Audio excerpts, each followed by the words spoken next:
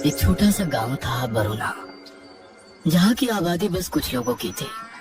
कोई बहुत ज्यादा इस गांव के बारे में नहीं जानता था, क्योंकि ना ये नाम और ना ही इसकी कहानी कभी किसी के जुबान से किसी के सामने आई थी।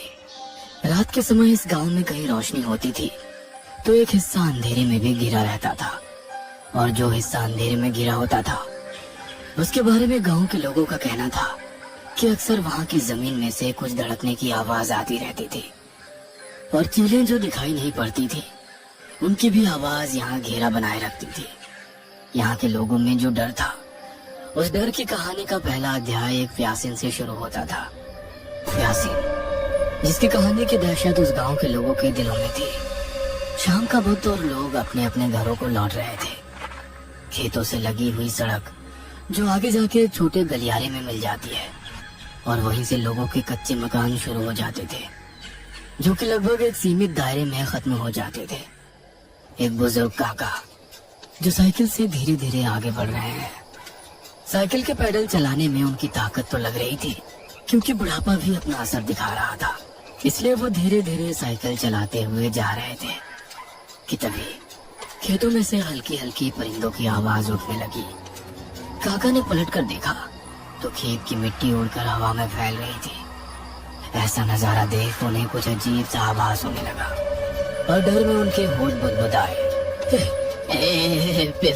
प्यासीन, उन्होंने देखा कि लाल साड़ी में एक औरत तेज कदमों से खेत की दूसरी ओर से चली आ रही थी, और उसने अपने दोनों मुट्ठी भीज रखी थी।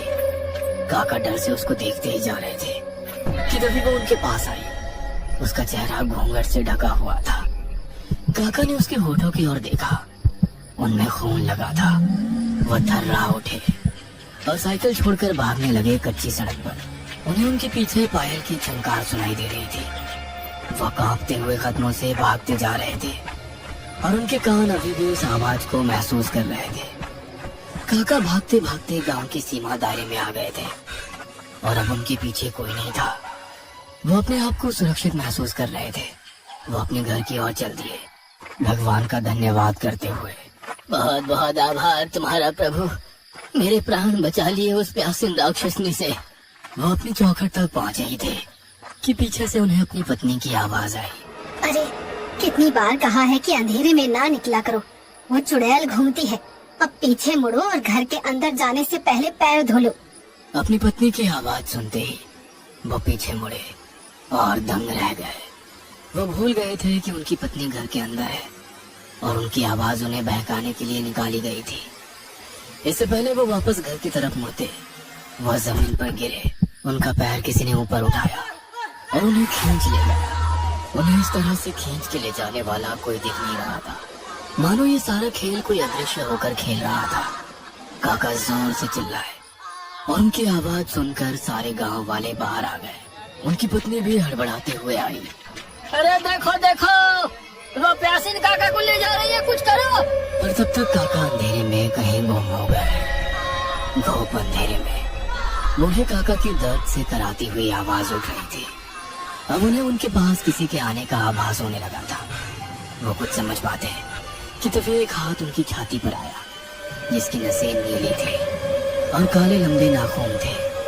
उसने उसी हाथ से काका का सीना फाड़कर धड़कता हुआ दिल बाहर निकाल लिया, और हंसते हुए वहां से चले गए। उसके जाते ही वहां कई गांव वाले जमा हो गए, और उनके हाथ में मशाले थे। वो मशाले लेकर प्यासीन के पीछे भागे, और दौड़कर खेतों के बीच उसे घेर लिया।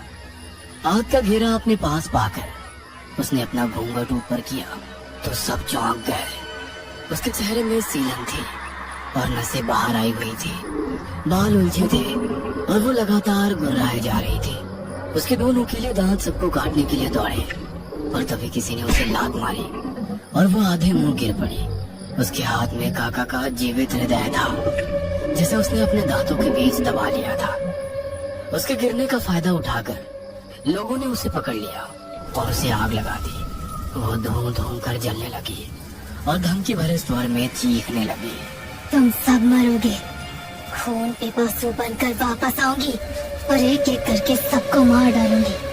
किसी ने उसकी धमकी पर ध्यान नहीं दिया और उसे जलाकर वहीं मार डाला।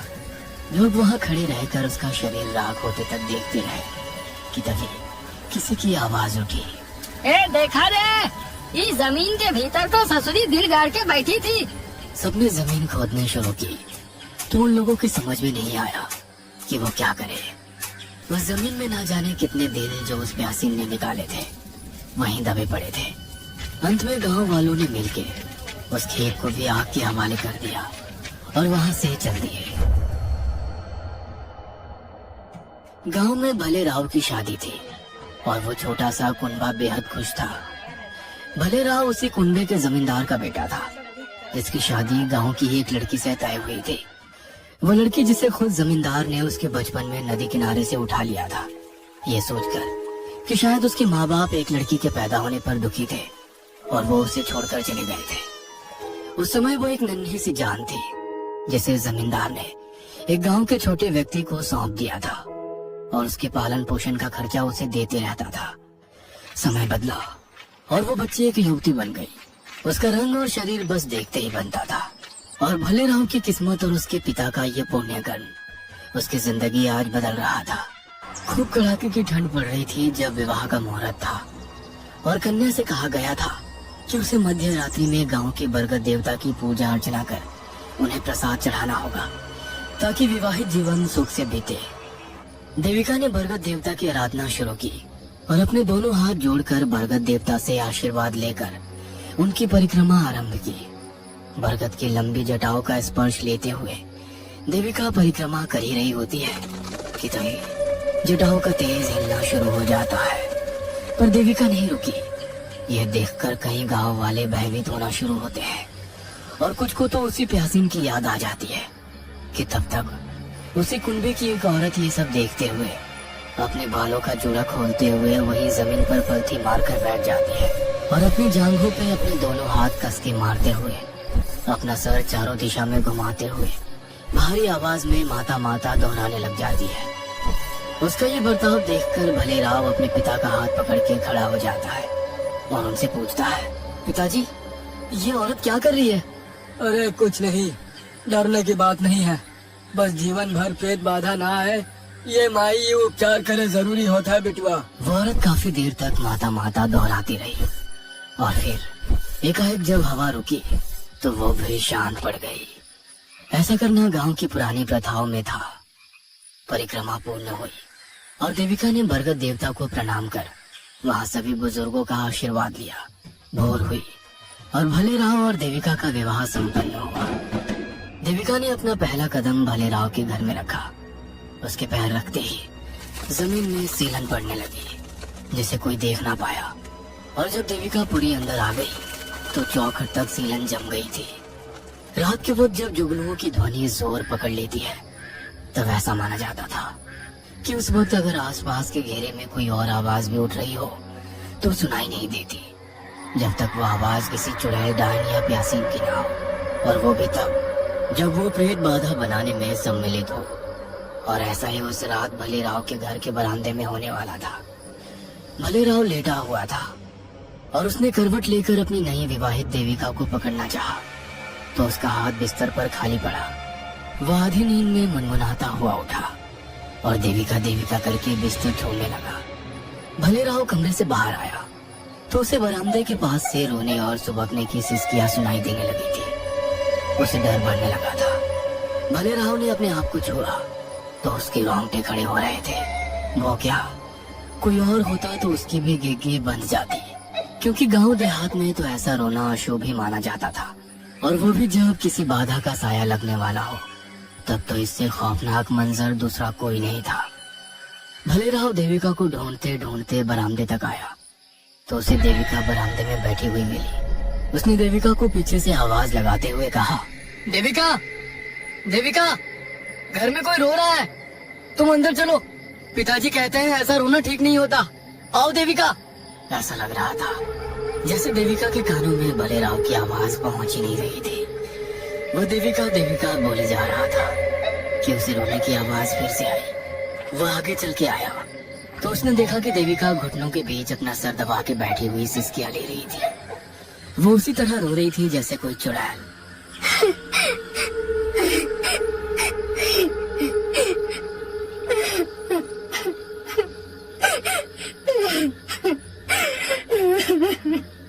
भले राव आगे आया तो देखा कि बिखरे हुए बालों को पकड़कर वह बस अपना सर घुटनों के बीच ऊपर नीचे करती रोती जाती। भले राव ने डरते डरते अपना हाथ उसके कंधे पे रख के उससे कुछ पूछना चाहा, जिससे पहले उसकी नजर ने कुछ ऐसा देखा जिसने खुद ब खुद भले राव को जमीन पर पटक दिया था। उसके पिता सामने दीवार के पास मरे पड़े थे। उनकी गर्दन पर गड्ढा था और खून बाहर बह रहा था। भले राव चिल्लाया, पिताजी! भले राव ने वापस देविका को देखा। इस बार उसने अपना सर उठाया। उसके चेहरे पे नसें जमी हुई थी, बाल बिखरे थे। लाल साड़ी में वो उतनी ही भयानक लग रही थी जैसे एक जमाने में प्यासीन थी, और वो लौट आई थी जैसा कि उसने मरते वक्त कहा भी था कि वो खून पिपासु बनकर वापस आएगी और किसी को जिंदा नहीं छोड़ेगी। वो देविका के रूप में वापस आ गई थी। वो उठ के भले राव के पास आई और धीरे स्वर में कहने लगी, राव, तुम्हें मुझसे घबराने की जरूरत नहीं है। इससे पहले मुझे मारा गया था और अब मैं लोगों को मार रही हूँ। जैसे मैं जीवन चक्र में योगदान देती हूँ, वैसे अब तुम भी मेरे जीवन चक्र में अपना योगदान दो। तुम मुझे खून ला कर दो और बदले में मैं तुम्हें तुम्हारा जीवन दान में देती रहूंगी। उसकी बातें भले राव पर ऐसी असर करी मानो जैसे उस पे किसी ने वशीकरण चला दिया हो। भले राव अपने पिता की मौत को भूलकर उठा और देविका उसका हाथ थामकर उसे अपने कमरे में लेकर चली गई। अंदर पहुंचकर देविका ने भले राव की ओर देखा और भले राव उसकी खूबसूरती में डूब गया। अगली सुबह भले राव ने खुद को अपने पिता का दिल उनके शरीर से काट कर अलग कर दिया था और उसे निकालकर देविका के हाथों में सौंप दिया था किसी तोहफे की तरह। उसने उसे सूंघा और अंदर चौके में ले गई। भले राव बाहर इंतजार करने लगा। थोड़ी देर बाद देविका बाहर आई। उसके हाथ में थाली थी जिसमें पका हुआ दिल रखा था। दोनों ने उसे खाया। देविका ने चस्की लेकर तो भले राव ने देविका के वश में। खाने के बाद देविका ने भले राव को कहा कि रात होते ही हर रात में उसे शिकार लाना होगा। भले राव ने हाँ में सिर हिलाया और देविका के आगे झुक गया। भले राव रात होते ही दबे पांव घर से बाहर निकला। उसने अपना चेहरा एक लाल कपड़े से ढक रखा था ताकि वो पहचान में ना आए। वह हर घर के पीछे से झांक कर देखता कि सब लोग सोए हुए हैं या नहीं, और जिस घर में उसे मौका मिलता वो उस घर की जानकारी देविका को दे देता और फिर हर एक रात कोई ना कोई प्यासीन का शिकार हो जाता। जब घरों में लाशें मिलने लगी तो लोगों को यकीन हो गया कि प्यासीन वापस आ गई है। डर उनकी नसों में वापस उन दिनों की तरह दौड़ने लगा था जब खेत में लोगों की लाशें मिला करती थी। अब तो सब अपने अपने घरों में कड़े ताले लगाने शुरू कर दिए थे और साथ ही घर का एक सदस्य पहरेदार बनकर बाहर खड़ा रहकर घर की रखवाली में लग जाता। जैसे जैसे रात गहराती जाती थी प्यासीन का खौफ बढ़ता जाता था। एक रात किसी ने एक आदमी को देखा जिसमें उन्हें गाढ़ा शक हुआ, तो उसने उस आदमी का पीछा किया। पीछा करते करते वो खेत तक पहुंच गया था जहां उसने देखा कि वो आदमी किसी औरत के साथ मिलकर खेतों में कुछ गाड़ रहा था। उसे दूर से कुछ दिखाई नहीं दे रहा था और उसके बाद वो दोनों उस आदमी की आंखों के सामने से ओझल हो गए। वो आदमी वापस अपने गांव की तरफ लौटा तो सहसा ही उसकी नजर एक घर की कच्ची छत पे गई जहां एक औरत उल्टे पांव बैठकर कुछ सुनने में लगी थी। उसने उसे देखते ही चिल्लाना शुरू कर दिया तो वो औरत एक छत से दूसरी छत पर छलांग लगाते हुए भाग निकली। दोनों ने उसे भले राव के घर में घुसते हुए देखा। लोग भले राव के घर के बाहर इकट्ठा होकर शोर मचाने लगे थे। भले राव घर से बाहर निकलो, तुम्हारे घर में प्यासी घुसे गई है। भले राव बाहर आया। वो पसीने से भीगा हुआ था। अरे कहा हुआ? काहे के मारे इतना शोर मचा रखा है? हाँ, भीड़ में से निकलकर एक आदमी सामने आया और बोला, अरे तो हर कुटुम्ब में हुई चुड़ैल, वो प्यासीन अपना घर बनाए बैठ गई है, उसका बाहर निकाल। कैसी बात करता है रे तू छगन? मालूम नहीं का ये घर हमरा है, हमरा यहाँ कोई प्यासी नहीं है। लोगों के अंदर काफी आक्रोश जमा था। उनके घर के सदस्य मारे गए थे। वहाँ लोग मशाले लेकर इकट्ठे हो गए थे। वो शोर को कम नहीं पड़ने देना चाहते थे, इसीलिए लगातार अपनी आवाजें ऊंची किए जा रहे थे।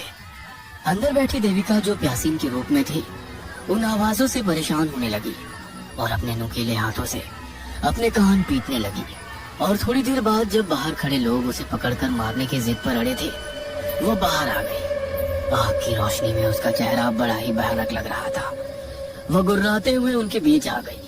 उसके आते ही लोगों को सांप सूंघ गया कि तभी उसने एक बच्चे को अपनी पकड़ में ले लिया और भारी आवाज में सबको धमकाने लगी। मैं खून पिपासु हूँ, खून पिपासु। तुम लोगों ने मुझे मारा था और मैं वापस आई हूँ अपना बदला लेने के लिए। तभी एक आदमी बोल पड़ा। अरे ये भले राव की महरिया है देविका। सबने उसे पहचान लिया था। उसके बाद सब एक एक करके उस पर टूट पड़े, पर वो लोगों को अपनी पूरी ताकत से धक्का देते हुए बच्चे को अपनी जकड़ में पकड़ते हुए दूर हट गए। अरे कोई उस बच्चे को छुड़ाओ, इस चुड़ैल को बरगद के पेड़ से बांध दो। लोगों ने वैसे ही किया।